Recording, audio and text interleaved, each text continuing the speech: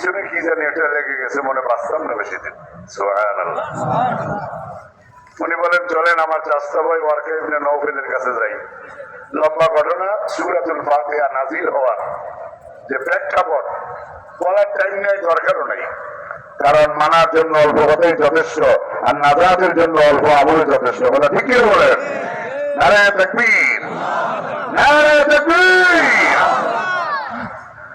আল্লাহর বান্দারা ওয়ারকা ইবনে নওফেলের কাছে যাওয়ার পরে আল্লাহর নবীকে বলে, হেরা গুহায় যিনি এসেছিলেন, তাওরাত কিতাব যদি সত্য হয়, আমি ঘোষণা দিলাম তিনি জিবরাইল আলাইহিস সালাম। কারণ উনি তাওরাত কিতাবের বড় আলেম। তাওরাত কিতাবটা হিব্রানি ভাষায় ছিল, যাকে হিব্রু বলা হয়। এই তাওরাত কিতাবটি যিনি আরবিতে অনুবাদ করতেন, ট্রান্সলেট করতেন, ওনার নাম হলো ওয়ারকা ইবনে নওফেল। উনি বললেন, মুহাম্মদ সাল্লাল্লাহু আলাইহি ওয়াসাল্লাম, তাওরাত কিতাব যদি সত্য হয়, আমি ঘোষণা দিলাম যিনি আপনার কাছে এসেছিলেন তিনি হলেন হযরত জিবরাইল আলাইহিস সালাম। আর আপনাকে যা পড়ে গেছে এটা হলো ওহী, এটা হলো কোরআন শরীফ। আর এখন আপনি শুধু মুহাম্মদ না, আপনি মুহাম্মদুর রাসূলুল্লাহ বলেন সাল্লাল্লাহু আলাইহি ওয়াসাল্লাম। আপনি নবী হয়েছেন। যারা বলেন কি হয়েছেন? নবী হয়েছেন। মুহাম্মদ সাল্লাল্লাহু আলাইহি ওয়াসাল্লাম এই সূরা আলাকের 5 আয়াত যা নাযিল হয়েছে হেরা গুহায়, সর্বপ্রথম ওহী। আল্লাহ নবী বারবার এই আয়াতগুলো পড়ে নবীজির কাছে ভালো লাগছে। জিবরাইল আসে না। আল্লাহ নবী মনে মনে ভাবে, আরেকটু যদি নাযিল হইতো, আরেকটু যদি নাযিল হইতো। এই যে এখন কোরআনুল কারীম তেলাওয়াত হইল, যারা কোরআন শোনার পাগল এরা কয় আরেকটু যদি লম্বা তেলাওয়াত হইতো। ওরা ঠিক কিনা বলে? আরেকটু যদি তেলাওয়াত হইতো আরো মজা লাগতো। আল্লাহ নবী বলেন, জিবরাইল কেন আসে না, আয়াত কেন নাযিল হয় না? হঠাৎ করে একদিন আল্লাহ নবীকে রাস্তা দিয়ে নবী একা যায়, আকাশ আর জমিনের মাঝখানে ঝুলন্ত অবস্থায় আল্লাহ নবীকে ডাকতে, ইয়া মুহাম্মদ সাল্লাল্লাহু আলাইহি ওয়াসাল্লাম। নবীজি একা রাস্তা দিয়ে যাইতেছে। আজকে বয়ানের পরে, এটা তো শহর, গ্রামদের যদি হয় রাত 12টা মুনাজাতের পরে একা বটগাছের নিচে দিয়ে যাইতেছে, যদি সাদা দাড়ি লম্বা দাড়ি ওলা এক লোক ঝুলন্ত অবস্থায় ডাক দেয়, কইও হাজি সাহেব, এত পয়ের ছুটে কই দিয়ে গিয়া খালের তলা পড়ে, আরে বাবু এটা না জানি কিনা, ঠিক কিনা বলে? আল্লাহ নবীকে ডাক দিয়ে মুহাম্মদ। আল্লাহ নবী একটু কাঁপড়ে যায়, ভয় ভয় লাগে। ব্যাপার কি? বিশাল আকৃতির মানুষ, আসমান আর জমিনের মাঝখানে ঝুলন্ত অবস্থায় নূরের চেয়ারের মধ্যে বসে থাকবে, আল্লাহু আকবার, ইয়া মুহাম্মদ। আর কিচ্ছু কয় না।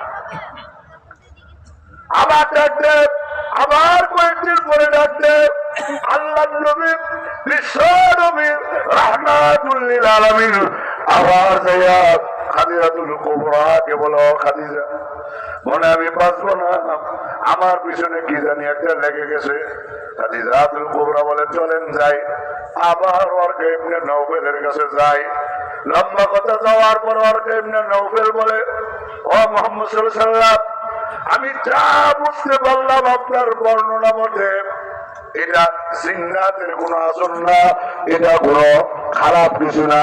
আমার মনে হয় জিবরাইল আলাইহিস সালাম আপনাকে কিছু বলতে চায়, আপনি কাঁপড়ে যান, ভয় পেয়ে যান, এজন্য বলতে পারে না।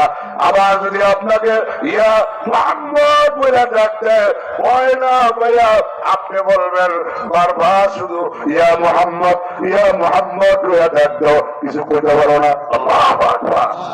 এইটা কইবেন আপনি।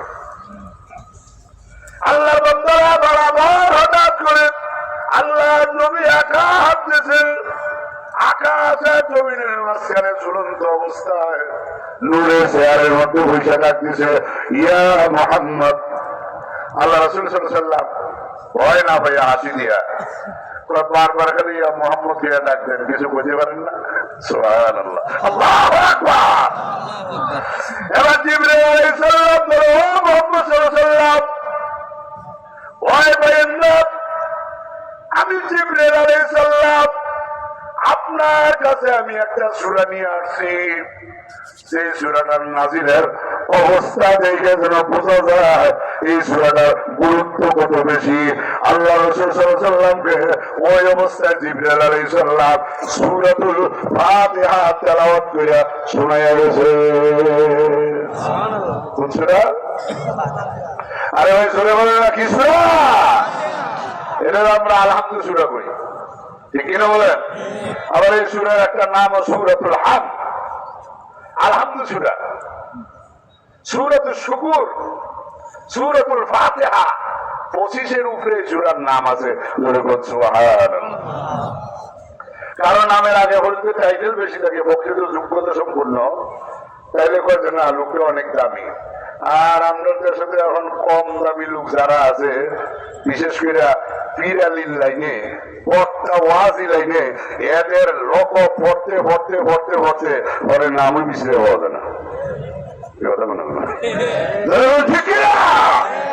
নাম মিশে হওয়া যায় না। আমি একদিন গেলাম ঢাকা, দেখলাম বাইতুল মুকাররমের উত্তর গেটে ওয়ালে একটা পোস্টার লেখা, এটা প্রথম লাইন থেকে একবারে শেষ লাইনের আগের লাইন পর্যন্ত 50-এর উপরে টাইটেল লেখা। পরে দেখলাম দিল্লুর রহমান পীর সাহেব রাজারবাগ দরবার শরীফ। আমি চিন্তা করলাম এত লকব মনে শয়তানেরও নাই, এত লকব। আল্লাহর বান্দারা, এই সূরাতুল ফাতিহা কোরআনুল কারীমের সর্বপ্রথম পরিপূর্ণ কমপ্লিট পূর্ণাঙ্গ সূরা হিসাবে সর্বপ্রথম সূরাতুল ফাতিহা আল্লাহ তাআলা নাযিল করেছেন। সুবহানাল্লাহ।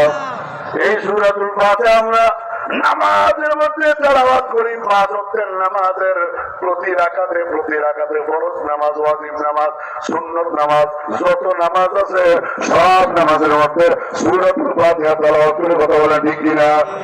বান্দা যখন নামাজে দাঁড়ায়, আল্লাহর বান্দার মাঝখানে কোনো হেজাব নাই, পার্টিশন নাই, কোনো পর্দা নাই। বান্দা নামাজে দাঁড়াইয়া ডাইরেক্ট আল্লাহর সাথে কথা বলে। আল্লাহু আকবার। ঠিক নয়? কার সাথে কথা বলে? আল্লাহর সাথে কথা বলে। আসসালাতু মিফতাহুল জান্নাহ, নামাজ বেহেশতের চাবি। কথা বলে ঠিক না ঠিক? আল্লাহ রাসূল সাল্লাল্লাহু আলাইহি ওয়াসাল্লাম বলেন, আসসালাতু মিরাজুল মুমিনিন, নামাজ মুমিনের জন্য মেরাজ। আমার নবী মেরাজে যায় আল্লাহর সাথে কথাবার্তা বলছে না বলে নাই? আজকে বলে নাই? আল্লাহ নবী বলে নামাজ মুমিনের জন্য মেরাজ। তাহলে বোঝা গেল কথা যদি আল্লাহর সাথে না হয় মেরাজ হয় কিভাবে? এজন্য এক হাদিসে কুরসির মধ্যে আসছে, বান্দা যখন নামাজে দাঁড়াইয়া সূরাতুল ফাতিহা তেলাওয়াত করে, বান্দা ডাইরেক্ট আল্লাহর সাথে কথা বলে। আল্লাহু আকবার। যেমন আমি আর আপনি নামাজে দাঁড়াইয়া যখন বলি আলহামদুলিল্লাহি রাব্বিল আলামিন, আল্লাহ তাআলা জবাব দেয় হামিদানি আব্দি, বান্দা আমি আল্লাহর প্রশংসা করছে। বলুন সুবহানাল্লাহ। কার প্রশংসা? আল্লাহ।